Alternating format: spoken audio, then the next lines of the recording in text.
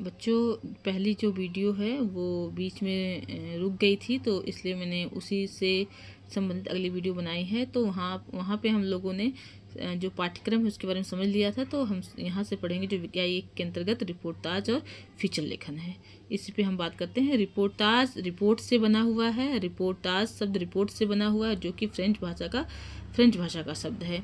और जो रिपोर्ट होता है, जो रिपोर्टिंग किया जाता है, उस जब एक साहित्यकार साहित्यिक नज़रिए से जब रिपोर्ट लिखता है तो रिपोर्टाज की श्रेणी में आता है। हिंदी साहित्य का पहला रिपोर्टाज लक्ष्मीपुरा को माना जाता है। इसके अलावा फणीश्वरनाथ रेणु हुए, जिन्होंने ऋण जल धन जल करके एक रिपोर्टाज लिखा है। और भी रिपोर्टाज मिलते हैं। तो यहाँ पे आप लोग ध्यान देना कि रिपोर्टाज के अंतर्गत आपको पढ़ना कि रिपोर्टाज है क्या, उसका स्वरूप क्या है, रिपोर्टाज अन्य गतिविधा के रूप में किस रूप में सामने आता है, रिपोर्टाज और फीचर लेखन की प्रविधि क्या है, अर्थात इसे लिखा कैसे जाता है। ये आपको किताब में मिल जाएगा, तो वहाँ से आप लोग इसको पढ़ना अच्छे से समझ में आ जाएगा। नहीं समझ में आता है तो फिर मैं एक सिंगल इस पर वीडियो बनाऊंगी, क्योंकि पाठ्यक्रम का विश्लेषण तो बहुत गहराई पे जाने वीडियो लंबी हो जाती है। इकाई 1 के अंतर्गत फीचर लेखन है। फीचर लेखन बच्चों, फीचर लेखन का तात्पर्य होता है रूपक से। जब कोई लेखन लिखा जाता है, इसका भी संबंध अखबार से है, जब कोई लेखन लिखा जाता है तो उसमें इमेज फीचर का भी प्रयोग किया जाता है, इमेज का। और मतलब कोई भी सूचना जो मनोरंजनात्मक तरीके से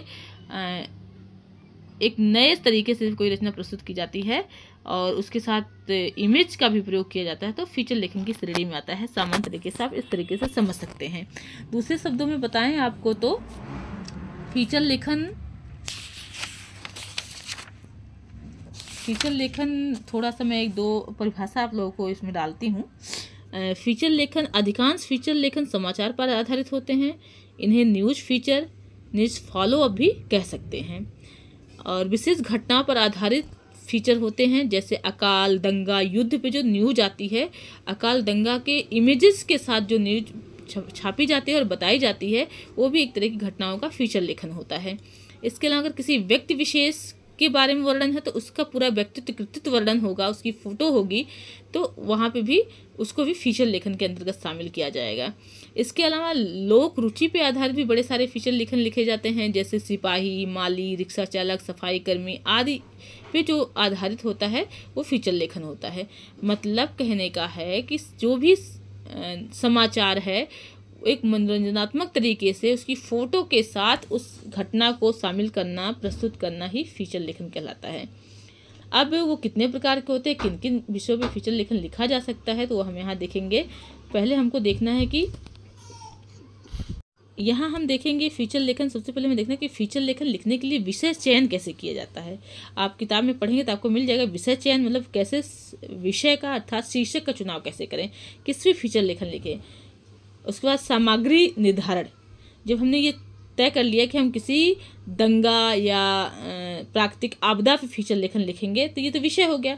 फिर आप किसी आपदा या दंगा या किसी अन्य विषय पे जब हम फीचर लेखन लिख रहे हैं तो उसके लिए कौन कौन से सामग्री की ज़रूरत पड़ेगी, तो वो सामग्री का हम एक सामग्री इकट्ठा करेंगे। जैसे कि मान लीजिए किसी प्राकृतिक आपदा, मतलब बाढ़ आई है, कहीं बाढ़ आई है, तो बाढ़ के लिए हमें क्या शीर्षक बनाना है, क्या विषय बनाना है, वो चुनाव करेंगे। फिर बाढ़ की घटना के लिए उन सब चीज़ों को कैसे कलेक्ट करेंगे, वो सब सामग्री का निर्धारण करेंगे।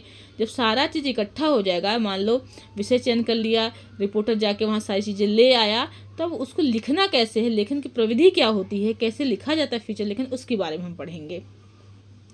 जब ये सब चीज़ें सही हो जाएंगी तो हमें पता चल जाएगा फीचर लेखन कैसे लिखा जाता है।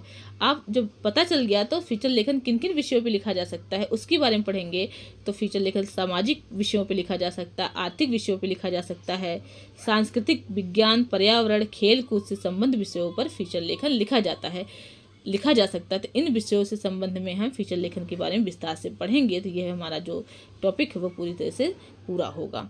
इकाई 2 के अंतर्गत देखिए, इकाई 2 में ये फीचर लेखन और रिपोर्टाज ये दोनों ही अखबार का भाग है। अखबार के अंतर्गत ये प्रिंट होता है। रिपोर्टाज डेली तो नहीं आता है, लेकिन वीकली या 3 डे पे रिपोर्टाज छपता है। फीचर लेखन तो लगभग डेली छपता है, क्योंकि जो भी न्यूज़पेपर होता है उसमें सामाजिक, आर्थिक, सांस्कृतिक, विज्ञान, पर्यावरण, खेल को सारे मुद्दे डेली छपते हैं और एक एक पेज इसके लिए निर्धारित किया जाता है। तो ये फीचर लेखन डेली अखबारी लेखन के अंतर्गत लिखा जाता है, जो इस इसको लिखता है, जानता है, वो डेली अखबार या ऐसा न्यूज़पेपर में अपने इसका प्रयोग करता है। इकाई 2 के अंतर्गत साक्षात्कार। साक्षात्कार का संबंध इंटरव्यू से है, भेंट वार्ता भी इसे बोलते हैं। तो आप लोग देखोगे कि न्यूज़पेपर में डेली तो नहीं लेकिन साक्षात्कार इंटरव्यू छपते हैं। अब वो जो इंटरव्यू छपते हैं उसका क्या उद्देश्य है, कितने प्रकार के इंटरव्यू होते हैं, साक्षात्कार कैसे लिया जाए, कैसे मतलब साक्षात्कार कैसे लिया जाता है और कैसे दिया जाता है, क्या पढ़ना होता है, एक साक्षात्कार लेने वाले को किन किन बातों का ध्यान रखना चाहिए और एक साक्षात्कार देने वालों को किन किन बातों का ध्यान रखना चाहिए, क्या उसकी प्रविधि है, किन तरीके से साक्षात्कार को अच्छा बनाया जा सकता है, इन सब के बारे में यहाँ विस्तार से पढ़ेंगे। और लास्ट में ये भी जानेंगे कि इंटरव्यू क्यों महत्वपूर्ण है, अर्थात इंटरव्यू लेना क्यों जरूरी है, इसके बारे में आपको पढ़ना है। आगे बढ़ते हैं। ये भी अखबार के अंतर्गत आता है। अखबार के अंतर्गत इन चीज़ों को उसमें शामिल किया गया है। साक्षात्कार डेली तो नहीं छपता लेकिन वीकली या 3 दिन पे छपता है, तो आप न्यूज़पेपर में इंटरव्यू देख सकते हैं, पढ़ सकते हैं। आगे है स्तंभ लेखन। स्तंभ लेखन को इंग्लिश में कॉलम लेखन बोलते हैं। आप लोग देखे होंगे जो न्यूज़पेपर होता है उसमें एक पेपर एडिटोरियल का होता है। एडिटोरियल अर्थात संपादकीय। संपादकीय बड़ा होता है। संपादकीय के लेफ्ट हैंड में कॉलम होता है। उसमें कॉलम में किसी मुद्दों पे लिखा होता है। वो जो कॉलम लेखन होता है उसी को स्तंभ लेखन बोलते हैं। अब यहाँ पे आपको बताया जाएगा कि स्तंभ लेखन कैसे लिखा जाता है, कितने प्रकार के होते हैं, क्या विशेषताएं होती हैं ना। पत्रिकाओं के लिए समसामयिक, ज्ञानवर्धक, मनोरंजक सामग्री का लेखन कैसे किया जाता है, ये सारी चीज़ें के बारे में आप लोग पढ़ेंगे। ये वही मिलेगा आप लोग इस पेपर को मतलब सृजनात्मक लेखन विविध क्षेत्र पेपर को पढ़ने के लिए आप लोग न्यूज़पेपर लेके बैठिएगा। वहाँ पे फीचर लेखन, रिपोर्टाज, साक्षात्कार, स्तंभ लेखन ढूंढिएगा और उसको पढ़ेंगे, समझेंगे तो ज़्यादा विस्तार से अच्छे से चीज़ें समझ में आएंगी। इकाई 3 के अंतर्गत दृश्य सामग्री, अर्थात जो अखबार लिखा जाता है, न्यूज़पेपर लिखा जाता है, उसमें बड़ी सारी सामग्री का प्रयोग किया जाता है। दृश्य होते हैं, जो लिखा शब्दों में नहीं लिखा जाता है लेकिन छायाचित्रों के माध्यम से, रेखा चित्रों के माध्यम से, कार्टून के माध्यम से, ग्राफिक्स फीचर्स के माध्यम से बड़ी सारी घटना को या न्यूज को रिप्रेजेंट किया जाता है। मतलब ना कह के भी कह दिया जाता है। तो जैसे बहुत सारे इमेजेस लगते हैं, बहुत ज़्यादा नहीं लिखना चाहते तो फोटो लगाने से भी चीज़ें समझ में आ जाएंगी। कार्टूनिस्ट कार्टून बनाते हैं, व्यंग्यात्मक कार्टून आप लोग देखे होंगे न्यूज़पेपर में आते रहते हैं। कोई घटना या कोई स्टेटमेंट कुछ आता है तो व्यंग्यात्मक कार्टून बन जाते हैं। रेखा चित्र लिखा भी जाता है और रेखाओं के माध्यम से बड़े सारे कार्टून या चित्र बनते हैं, तो वो उसका भाग ग्राफिक्स होता है। इन सब से संबंधित लेखन कैसे किया जाता है, इसका क्या योगदान है, इसका क्या महत्व है न्यूज़पेपर में, उसके बारे में आप पढ़ेंगे इकाई 3 के अंतर्गत। इकाई 4 में समीक्षा है। समीक्षा से मतलब आलोचना। आप लोग देखते होंगे न्यूज़पेपर में डेली समीक्षाएं छपती हैं। डेली नहीं छपेंगे तो वीकली जो साहित्यिक एक पेपर आता है या जो संपादकीय होती है वो भी तो एक तरह का कह सकते हैं समीक्षा होती है, किसी टॉपिक पे एनालिसिस होता है, तो वो उस समीक्षा के अंतर्गत ही आता है। तो पहले आप पढ़ेंगे समीक्षा क्या है। समीक्षा शब्द को लेके भी एक बहस है। समीक्षा शब्द के पहले जो सबसे पहले शब्द मिलता है वो है आलोचना।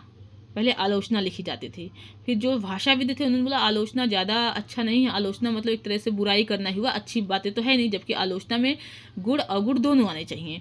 तो ये शब्द ज़्यादा सटीक नहीं है, तो इसके लिए नया शब्द गढ़ा गया है। नया शब्द आया समालोचना, अर्थात समान प्रकार से आलोचना करना, मतलब उसके गुण अवगुण को दोनों को समान रूप से बताना, वो समालोचना कहलाएगा। वो एक अच्छी आलोचना की श्रेणी में आएगा, ऐसा कहा गया, क्योंकि आलोचना का मतलब केवल नकारात्मक होता है। फिर समालोचना कुछ दिन तक चला, चीज़ें रहीं, ये भाषा विज्ञान का प्रश्न है। उसके बाद लगा कि समालोचना कुछ भारी भरकम सा शब्द नहीं है, तो एक नया शब्द गढ़ा गया जो कहलाया समीक्षा। समीक्षा शब्द अपने आप में संपूर्ण भी है और ये भी नहीं बता रहा है कि मैं किसी की बुराई कर रही हूँ या किसी के बारे में केवल नेगेटिव बोल रही हूँ या कुछ अच्छा बोल रही हूँ। मतलब एक ऐसा शब्द है अगर कोई कहे कि मैं आपका रिव्यू कर रही हूँ, समीक्षा कर रही हूँ, तो वो अच्छा माना जाता है कि एक अच्छा शब्द है कि रिव्यू कर रहे हैं, अर्थात समीक्षा कर रहे हैं कि क्या सही है, क्या होना चाहिए, क्या नहीं होना चाहिए। चाहे वो किसी फिल्म, नई फिल्म आती है उसका रिव्यू छपता है, कोई नए नियम कानून बनते हैं तो उसका भी रिव्यू छपता है, कोई घटना होती है तो उसका भी रिव्यू छपता है, कोई डिसीजन लिया जाता है तो उसका भी रिव्यू छपता है, तो समीक्षा होता है। तो इस समीक्षा के बारे में आप पढ़ेंगे और इस समीक्षा का संबंध लगभग समाज की जितनी भी चीज़ें हैं उन सब से संबंधित है, जैसे कि बाजार, क्योंकि हम यहाँ न्यूज़पेपर को फोकस करके काम कर रहे हैं। हमारा सृजनात्मक लेखन का जो मेन फोकस है वो पत्रकारिता न्यूज़पेपर से ही है, तो उसके अंतर्गत जो चीज़ें आएंगी उससे संबंधित हम चीज़ों को पढ़ेंगे, जिसके अंतर्गत समीक्षा के अंतर्गत क्या क्या आता है जो न्यूज़पेपर में डेली आता है, छपता है। उसमें है बाजार की समीक्षा, खेल कूद, खेल कूद जो होता है उसके बारे में, क्रिकेट के बारे में, हॉकी के बारे में, खो खो कबड्डी के बारे में, बाजार का सेंसेक्स क्या गिर रहा है बढ़ रहा है उसके बारे में, नई नई फिल्म बनती है, फिल्म का रिव्यू छपता है, पुस्तकें नई लिखी जाती है तो उसका भी रिव्यू छपता है, कला फिल्म इंडस्ट्री से या कला के क्षेत्र में भी रिव्यू छपता है, तथा समीक्षा लिखी जाती है।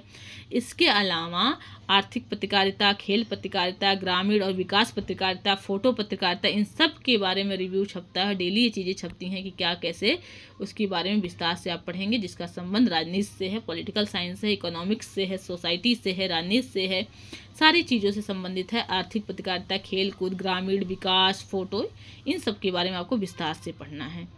तो उम्मीद करते हैं कि आपको समझ में आया होगा। इस संपूर्ण पाठ्यक्रम के अंतर्गत मैंने केवल पाठ्यक्रम का विश्लेषण किया है, मैंने किसी टॉपिक पर बहुत गहराई से नहीं बात किया है। आप लोग जिस तरह से मैंने बताया है उस तरह से पढ़ने की कोशिश करिए। अगर आपको नहीं समझ में आता है तो मैं कोशिश करूँगी कि आप लोगों को एक एक टॉपिक अलग से वीडियो में पढ़ा के समझा दूँ। तो जैसा आपका रिस्पॉन्स रहेगा, कमेंट रहेगा, उसी हिसाब से मैं अगली वीडियो बनाऊँगी आपको एक एक टॉपिक समझाने के लिए। अभी के लिए बस इतना ही। आप लोग अच्छे से पढ़िए, जो ना आए आप ज़रूर कमेंट करिएगा। अभी के लिए थैंक यू सो मच।